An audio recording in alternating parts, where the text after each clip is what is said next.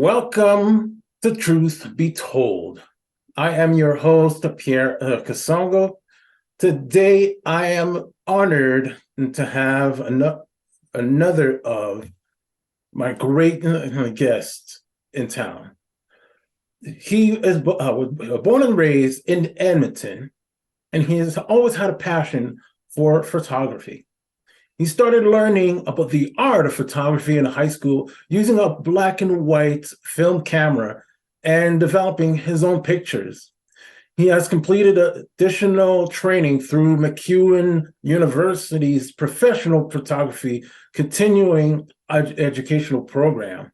He has traveled around the world, capturing various landscapes, including Machu Picchu in Peru, Australia's Great Ocean Road, and the Giant's Causeway in Ireland. Over time, his practice evolved from personal photos to professional ones, and starting potent photography in 2020, capturing events, products, and lifestyle images. Kelly's laid-back and low-pressure style puts subjects at ease, allowing for personalities, emotions, and authentic pictures to be captured. His unscripted approach to a photo session works around the client's central theme to achieve natural results. And recently, Potent Photography was ranked one of the top 5 product photographers in Edmonton for 2021 by Giggster. Please welcome to Truth Be Told, Potent Photography's Kelly Carter. Kelly, welcome. How are you doing, my man? Awesome. I'm doing fantastic. And so great to be here with you virtually today. You've always shown this passion for photography. Just early on, like when you got into photography, what did photos mean to you? I think it was amazing, the idea that you could capture an image. And I came from the time when I first learned on film cameras where you take a picture, you only got 24 images you can take on a roll of film. You have no idea what you've got on there. Good, bad, you've done something. And you got to wait until you fill up that film and you finish off taking those pictures. Then you got to, make sure you rewind it enough so that you don't open Mhm. it in exposed light. Take it to the store, get it developed, and then wait a week or two. And then you get your envelope, and all the magic kind of comes out of that, and you're like, "Wow, look at this." And how that's evolved to the point now where we have digital cameras and you can instantly see whether it's a good or bad photo on there. And no longer are you limited to taking 24 and thinking that you need to limit your film. Most photographers are snapping hundreds of images, thousands of images, especially at events. And then they go through and they kind of call the images later.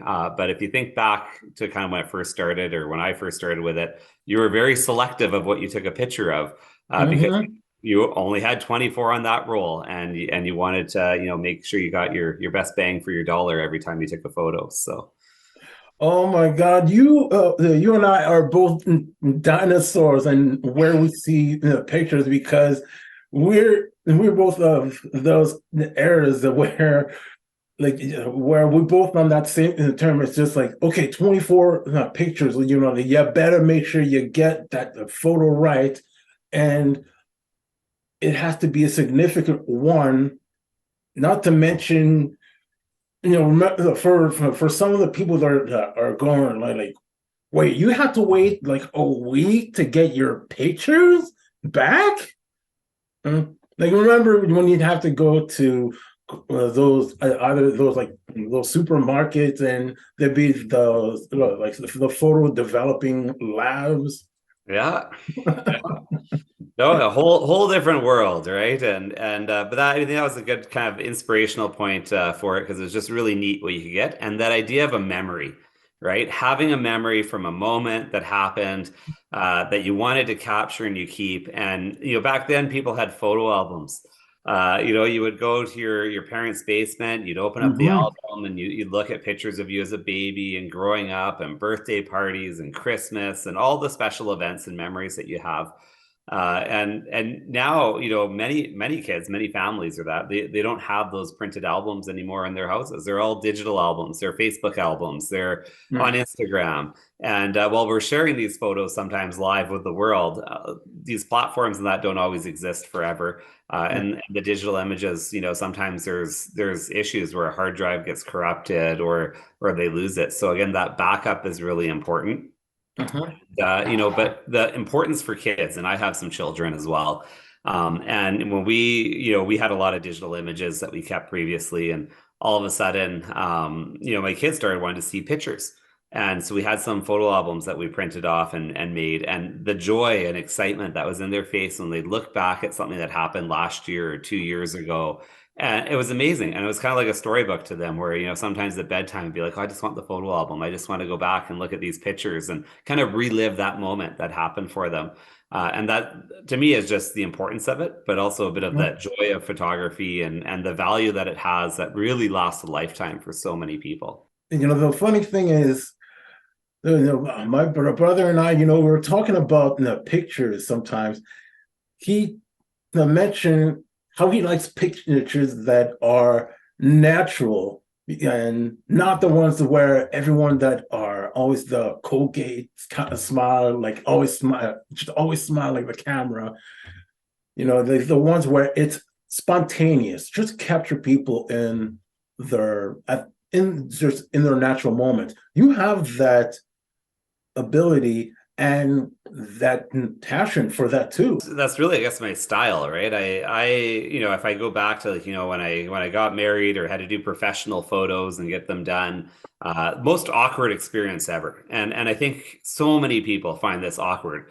I like to think that, there's a lot of guys out there that's that same sort of thing where they get pulled into it by their girlfriend or something or their partner. And it's like, okay, now we're going to do this. And then it's like, well, how do I stand? How do I pose? How do I turn my head? Is this the right way? And it just feels awkward. Mhm. And it feels awkward on the inside, but it looks awkward on the outside. And every time you look at that photo afterwards or that, you're going to be like, oh, like if you remember the feeling you had when in the photo as well, right? It's not just the image, and it might be a great image, but you remember how you felt in that moment and in that image. And so this unscripted approach really, I think, is important to kind of get people to be natural, to be relaxed, and to engage in a conversation. And I recently went out and did a engagement photo shoot with another couple here just the other week.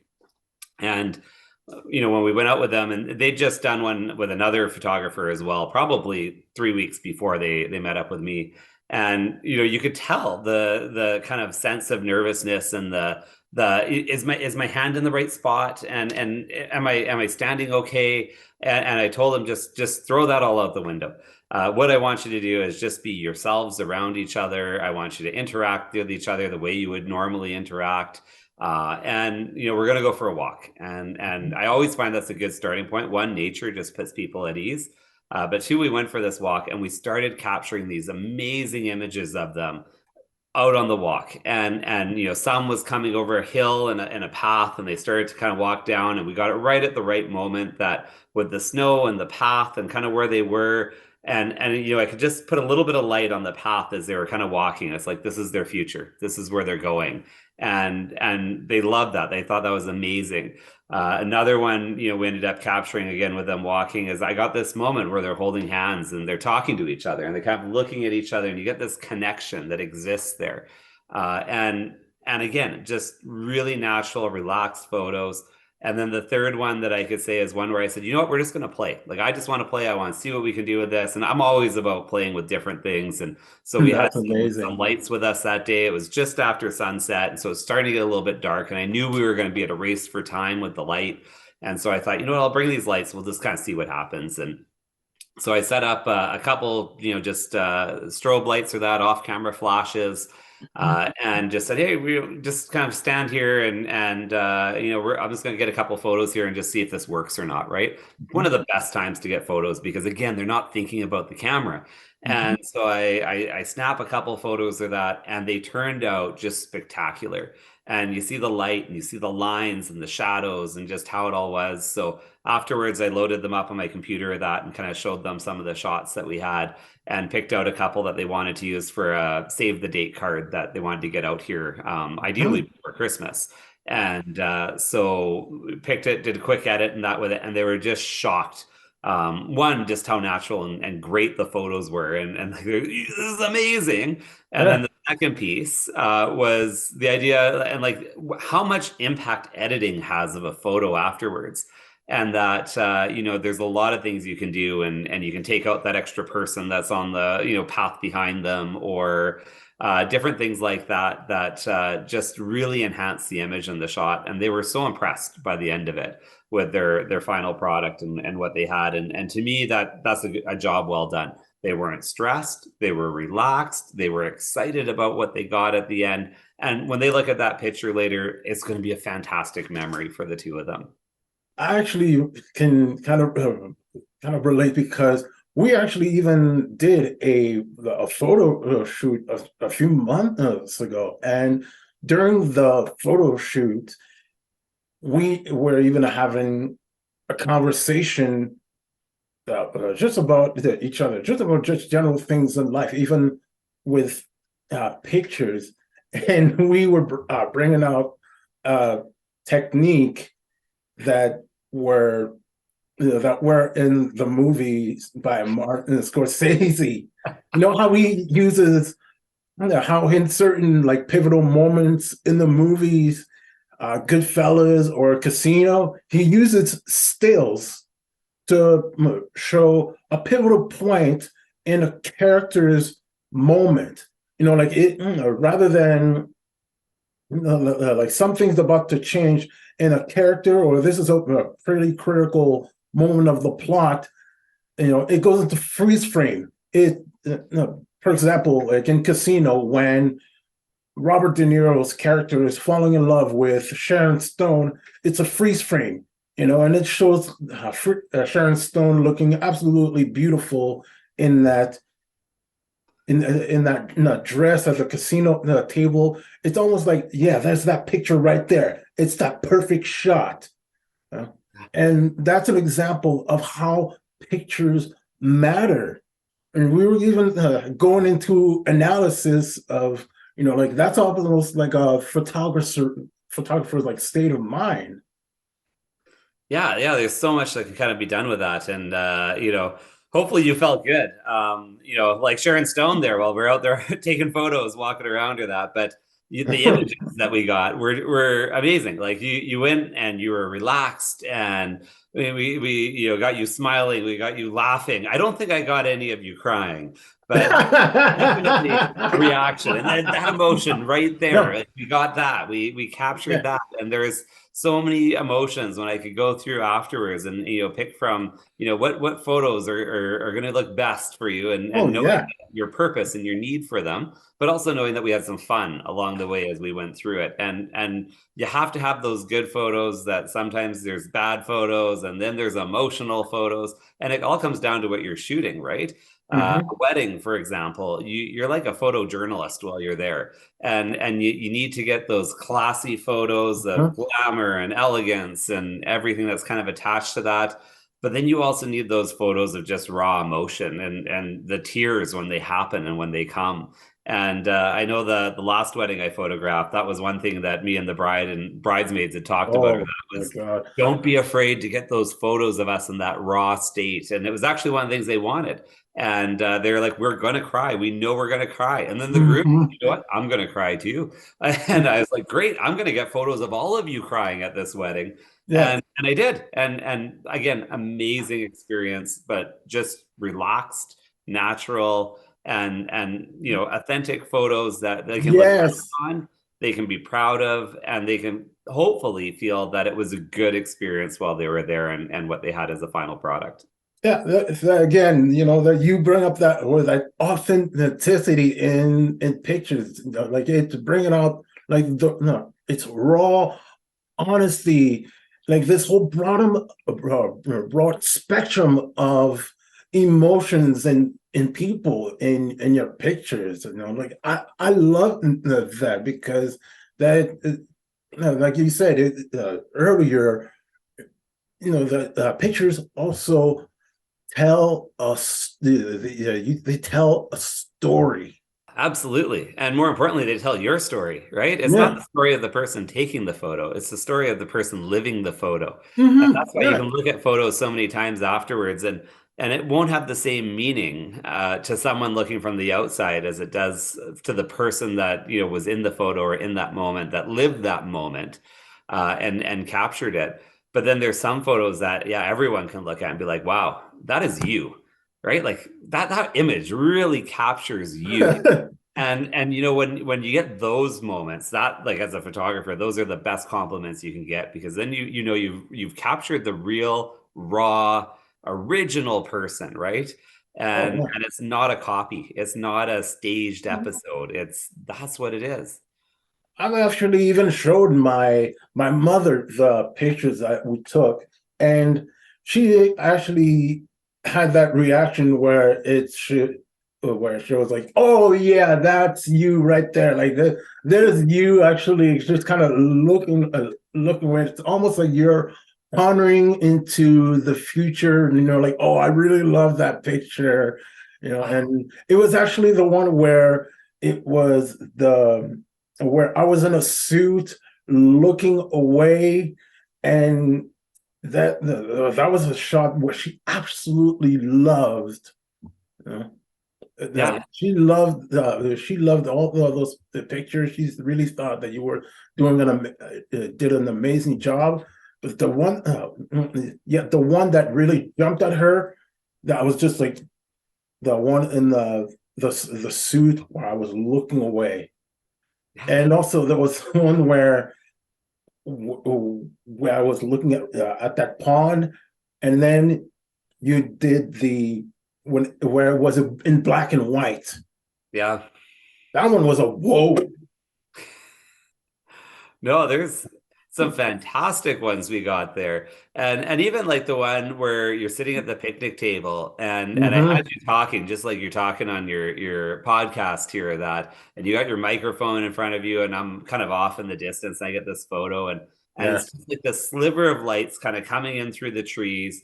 But at the same time, the day we did that shoot, there was so much smoke in the air, right? From the fires that were going in through BC and coming over. And it just gave Oh, this neat atmosphere where you're sitting in this pose, and the lights hitting you, the microphone's there. And I was like, wow, like this really captured kind of like, to me, kind of like what you're doing and the conversations you're having with people, and kind of the experience that was attached to it. And I thought that was amazing. I don't even remember the smoke. I just remember that it was just a great photo shoot, and we were just having so much fun. Yeah, yeah, and time just flew by, and then we're losing lights, and we're like, "Hey, we gotta wrap this up." Yeah. But the angle that the light was just hitting us was actually just spot on, and with but just that day, just everything was just moving at a really good pace, and it didn't feel like it was okay. It the just direction. It was just like just two people just it was just it didn't feel like orders. It felt very fluid. And that's exactly what I was going for, right? Like the Yeah. idea that it's two friends walking in a park, and I'm going to try to capture some images for you that you're going to be able to use afterwards. And that's really what I try to do with everyone, right? Like Yeah. I don't want to say that you're not special, but it's that idea that everyone should feel comfortable and just feel natural, and be able to, kind of meet up and have this experience and this goal that, what, we're going to get some photos today, we're going to get some photos that kind of fit this theme or this idea, and then they're going to walk away and hopefully feel proud about it and excited. Yeah. And that's really what I go for. Yeah. And there was a great story that you shared with me during the photo shoot that you do, because you're not only doing photo shoots for individuals but also for companies. Like, For example, one of them was a brewery, and they were having like specific instructions or requirements for it. Tell me again that story. Well, I think there's a few things. I've done a couple of brewery shoots now, and beer is probably one of my favorite things to photograph. One, because I love beer. I mean, it's great, it's delicious, especially craft beer, and the craft brewery scene in Alberta is just exploding, right? And Yeah. there's so many great craft breweries out there that, but a lot of times too, their marketing is limited and that they don't have the resources or the funds sometimes or that. So I know when I was like getting started off and doing some more of the commercial photography type work, I offered to do some photos for a few breweries and that, and we met up and um, just the things that we could do with the light and positioning it with the beer and what we can do to help create that look of like I want to drink it and I want to drink it now. I remember taking some photos and I had a server there. She was helping me out and she was holding one Mm. of the lights for me as we were doing it. And I captured these photos of this beer and I showed it back to her after I did it. And she was like, wow, I want to drink that. Like you are making me thirsty right now with these photos. Oh, And that to me is like that's what you want your reader, your viewer to kind of see at the end of the day when they go through it and they see those photos. And so yeah, I like great experience overall and just really neat to get behind the scenes, I want to say, to some of these places, but also to meet some really interesting people and they all have their own stories as well. And I'm just as much about learning about other people's stories as it is my own story while I'm there. And that, just contributes to the journey and why I find this such an interesting field to be involved in. yeah. Yeah, actually, you know what? That actually leads up to an interesting fact that you are bringing up because you say that you are trying to learn about your own journey right through photography. Can you kind of expand on that? Well, I guess like, I think of like my own journey and kind of what it is. One of my philosophies for life probably is that it's just unscripted, right? Like no one can write life. No one can tell you where you're going, what you're going to do, what you're going to be when you grow up, right? And I just remember like in high school, you're leaving and it's like, well, in our day, we were told you could do anything.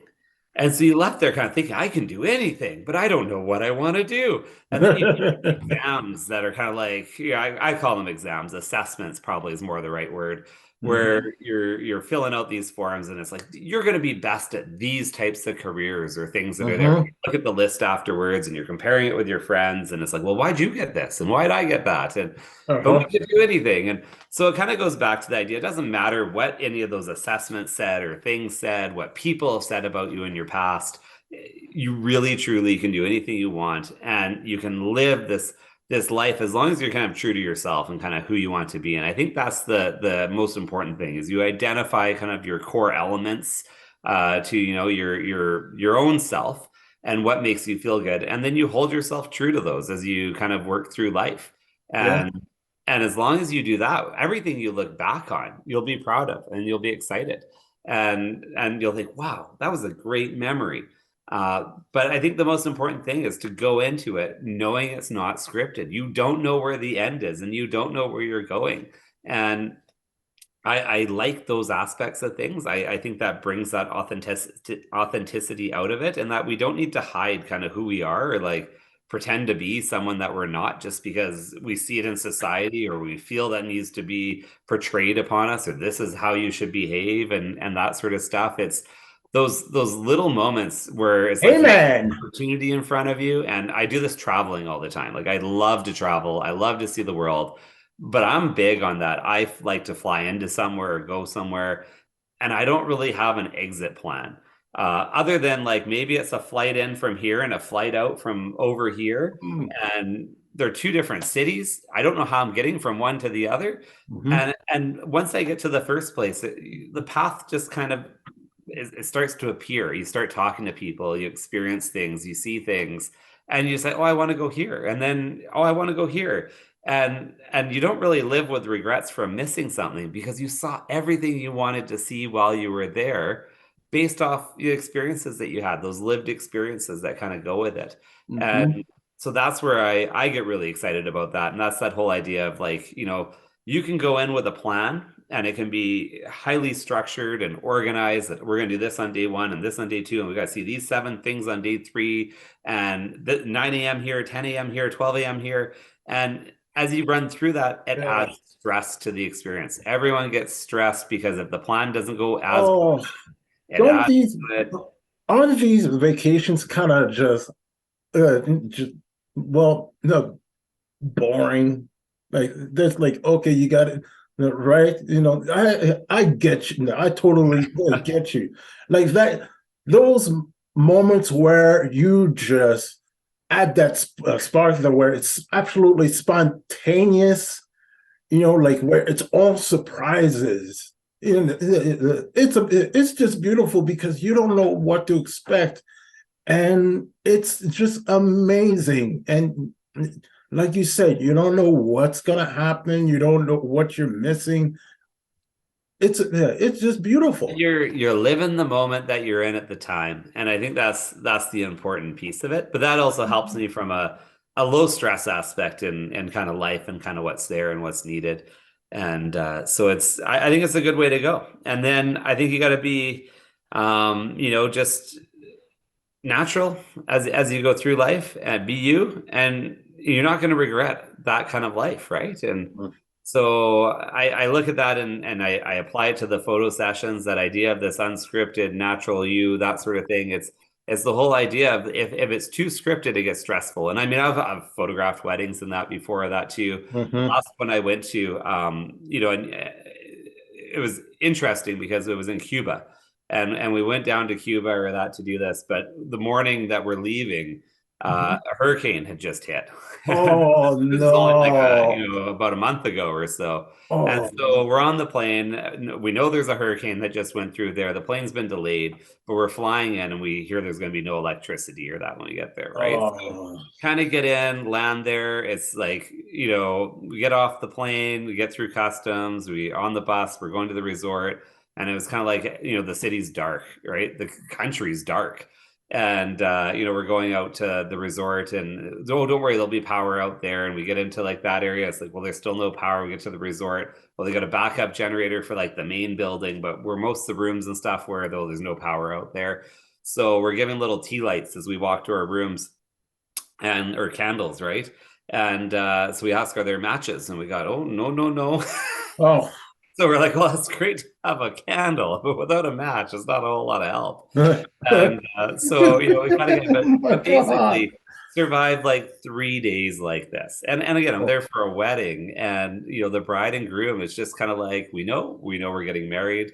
We know we're getting married at 4 p.m. That's what we know. And it was just like we went through the first 3 days without power. The day of the wedding came by, still no power. And we met with the wedding coordinator. They got the stuff set up. They had a wedding at 4 p.m., just like they said they were going to do. And it was an amazing experience. It's a story that couple will never forget from what their wedding was like. Yeah. I can't imagine the stress that must have been on them as a Oh wedding my couple, God. but at the same Yeah. time, I got to see the relaxation attached to it too, where it was they know that all of this is out of their control. Their Mhm. family is there, their friends are there, the important people that they need are there, and the event's going to happen. And that's kind of all they needed. And I think it was an amazing experience and wedding, and probably one of the most memorable ones that I've been to, or that as well. Love will overshadow anything, right? Oh yeah. Yeah, you can get through it, right? And you have each other, you have your family, and I think it's also that importance of that network, right? Family and friends, and you can see others getting stressed out for them, but at the same Yeah. time, that realization, like it's out of your control. Um, let's make the best time we can while we're here, right? Like there's gorgeous beaches, there's sunshine, we can still walk around. Like it could have been a lot worse than what it was. But it was still a pretty probably devastating experience for the country as a whole and everyone that was kind of going through it. But for this one little pocket that I was with and kind of dealing with, it was, they got through it. And the day after the wedding, the power came back on. It was actually like that night we are going back to our hotel rooms and the power all returned, came back on. And I was Oh, like, wow, like that to me was like, you got married that day. Everyone kind of went back to their rooms after the reception, and now the power's on. That was amazing. congratulations. You just passed the test. And you know what? If you're willing to get married without any power, then that's enough for the island to return with power. This is a sign. Moving. That's right. But it's so beautiful that you get to capture so much of these moments. Not well, of course, these moments, and also like these beautiful sights in the world. Like you've mentioned in your intro alone, that you've been to Machu Picchu, on the great Ocean Road and Giant's Causeway. Can you tell us the story behind those three worldwide areas? Oh, sure. I think probably like since I was a teenager, I was really interested in Machu Picchu. I thought it was a really unique kind of place in the world and kind of magical to an extent. And so, it took quite a while, but eventually I got the opportunity to go there. And so I got in. I did a 5 day trek to get up to the mountain there, which that itself was its own journey. I had to battle altitude sickness getting there. And I got to tell you, like altitude sickness is not one of those things that you can just like kind of like man through. Like you don't just be like, oh, I'll get through. It's just toughen up. We're just going to go a little further here, the next year. That it knocks you out. Like it is devastating to Oh kind of get no. hit with. And all I can say is that, I was so thankful for this guy I met from Singapore, that ended up having some extra kind of altitude sickness pills or that he could give me. And so I took a couple of those as we were going through the journey, or that after the first 2 days, and made a world of difference, like night and day to the experience that I was having. But I was still on that track. I met some amazing people on that journey, kind of going through that. And kind of on the last day there, that we entered Cusco, which is like just the town at the base there of where Machu Picchu is. And as we kind of went into that, my wife was there. I found her kind of in the square, and then the next day we did the final kind of journey up to the top of the mountain. And it was just amazing as I got up there. We were there just around sunrise kind of thing, and you got to see like the fog that's kind of covering the mountain, and then it kind of starts to dissipate and spread out. And I got these, I don't know, I thought they were really stunning photos that I'd taken. And this probably kind of led me a little bit more to the journey of the professional side of stuff, where Yeah. I edited them, I blew them up, I actually had some on my wall, and people would come and be like, wow, that's an amazing photo. Like, can I buy a copy of that for me? Like, can we get some prints, right?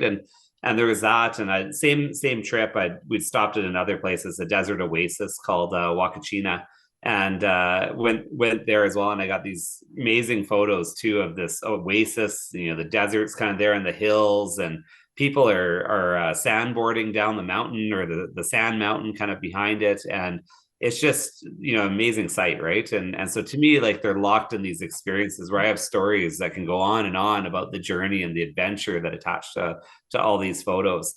But it was just really amazing experiences to be able to see this, but then also to capture those moments that I can look back at any time, and the memories they just fly right back into you, right? And that's where I was like, I got to do this for other people. And that's kind of around the time people started asking, like, oh, would you take pictures of me for this, or would you do that? And it kind of led to the journey that kind of got me to potent photography. Recently, Giggster got you quite the honor, one of the top 5 product photographers in Edmonton. Yeah. Yeah, I was a little shocked when I saw that. It's not like it's something you apply for or that, right? It just kind of popped in on the email, and I was like, oh, look at that. That was a great email to open up on a Tuesday morning. kind of see that existed there. That so it's nice, obviously, when people kind of recognize the work that you're doing, and that that there's a skill obviously attached there, which is really great. But I also realize, like, photography itself, is very much a practice, right? It's ever evolving, it's always changing. And as a photographer, it's one of those things that you just got to constantly keep kind of challenging yourself to do better at. And that's where I can look at some, like, the brewery photos and stuff I did from one of the first breweries I did, and taking some pictures of beer, and that was done, and really like those photos. The brewery really liked them, thought they were amazing as well. To what I did on the second one that I had done probably 6 months to a year later, and it's just this elevation that kind of happens, right, as you learn new techniques, as you perfect different areas. And there is lots of kind of specializations, obviously, that kind of go into photography. And I've really been one to try to avoid specializing too much into one area. And it's because I think it's that keeping your brain moving and challenging yourself in all these different settings really, it applies and it fits with everything that you do. And the other piece is that I'm very much a people person. I have difficulty, I think, working in isolation of people kind of around me. And so that's where I enjoy doing those couple shoots, engagement shoots, wedding shoots, family shoots, because I enjoy to talk to people and have that connection with them. And you don't get that with the product that you have in front of you. There's not much to talk to there. There's people there, but it's not the same experience, and you can't necessarily see the same emotion. But you can definitely get that awe factor when you get the right photo and people are like, oh, and that's always an exciting moment for me. Yeah. Yeah, I know. It's kind of hard to tell a craft brew. Okay, come on, show off that foam, Joe. That foam. Oh, if only that ale was actually just a little bit lighter. Oh my God! Well, is the client's gonna be happy? Is the lager too dark, too light? Yeah, well, and does it capture the setting and the experience and all of that as well? But it's even beer photography. This is one where I didn't realize how much of a niche this one really is until you kind of get into it more. Like, there's stuff about, how do you get that condensation on the outside of the glass so that it looks cold, right? How do you get the bubbles and the carbonation kind of coming up to makes it look more crisp, right? Like more fresh and kind of ready to drink, right? And then you're right, the head that's on the top of the beer, we all know that only lasts for so long. And so, if you take too long to get the photo, it's going to go down. But then there's tricks you can do to kind of artificially create it and bring it back up for a short period of time. And that happens so frequently, or that kind of in photography as they go through that.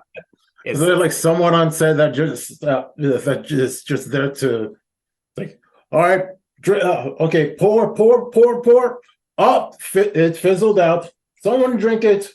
It's tricks of the trade, right? Just a little like wooden stick or something like that. If you have like a little wooden stick and you give the beer a little swirl or a little stir, you'll see the bubbles in the foam just instantly come up, and it'll overflow the glass probably.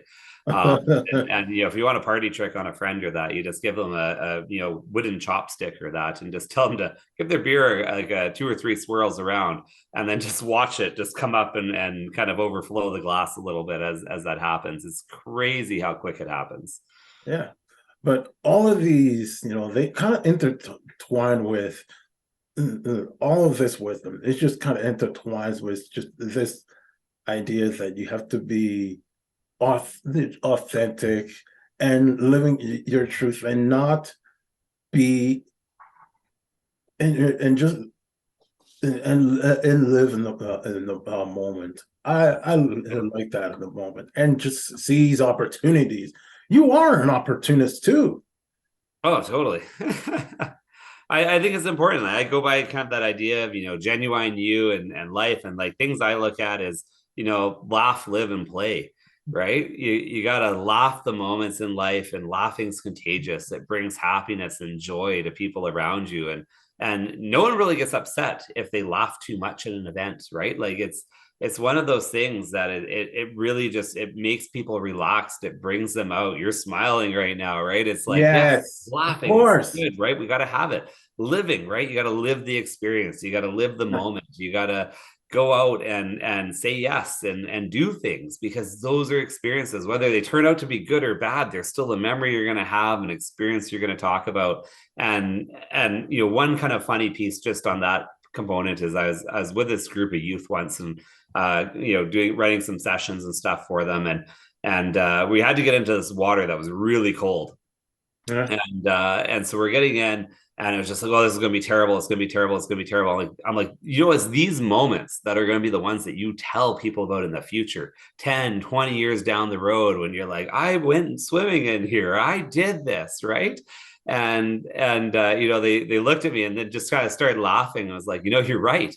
It's those crazy moments, those bad moments, those ones where it's like, oh, this is a little bit miserable, where you're like, those are the stories you talk to people about, right? I'm telling you about Machu Picchu and going on a 5-day hike and how I got altitude sickness. And that was one of my memories, one of my best and worst memories of that trip that kind of went with it.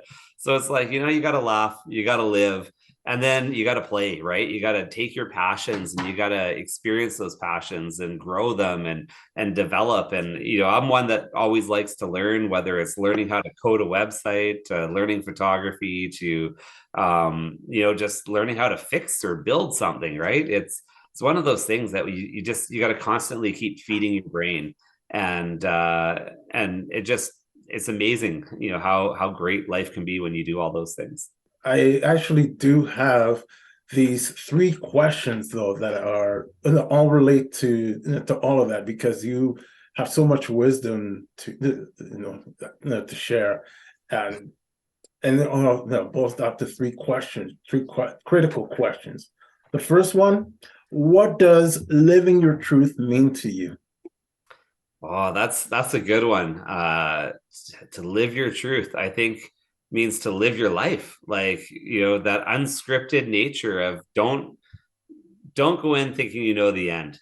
You got to go with the flow sometimes, and have the experience, live through experience, good, bad. It's experience, and it builds you. It builds your character. It builds your knowledge, your wealth of information, and I think that's important. Second question: how does living your truth and being authentic makes you a better person? Well, I think when you're original, it's that idea of like, you are your own original copy. No, people can try to copy you or that, right? But you shouldn't try to copy someone else. You are yourself. And so I think you gotta be original. You gotta stand tall. You gotta be proud of who you are and what you do. I think it's something we see a lot of times in a lot of other cultures, where it's about, your truth, your experience, your lived experience. And I think that's important. You need to stand tall and be proud of who you are and what you do. And then I think you need to look for the light. And maybe this is the photographer in me or that, right? But we all face challenges, and it's really up to you. When you're faced with that challenge or adversity, or that is what you do that defines you. And so I think those are, kind of the 3 things that I would say, when I think about what does that mean, that's it. Yeah. And a last question: what advice would you give to someone looking to embrace who they are or embrace themselves? Be genuine, right? People love you and want to be with you because of who you are, not because of who they think you can be or who you want to be or anything else like that. So, be yourself, be genuine to yourself and who you are. And that's why people are around you. That's why you have the friends that you have. And I think it's really important that you never lose that. Words of Wisdom by Kelly Carter. You can reach Kelly at potentphoto.ca if you are looking to get a photo shoot. You can And then with his help and his consultation, he'll be able to get you a great photo shoot. Kelly, thank you so much for being a part of Truth Be Told. It's been a pleasure talking with you. Pierre, I loved it. It was fantastic. As always, it's a pleasure getting a chance to hang out and talk with you for a little bit.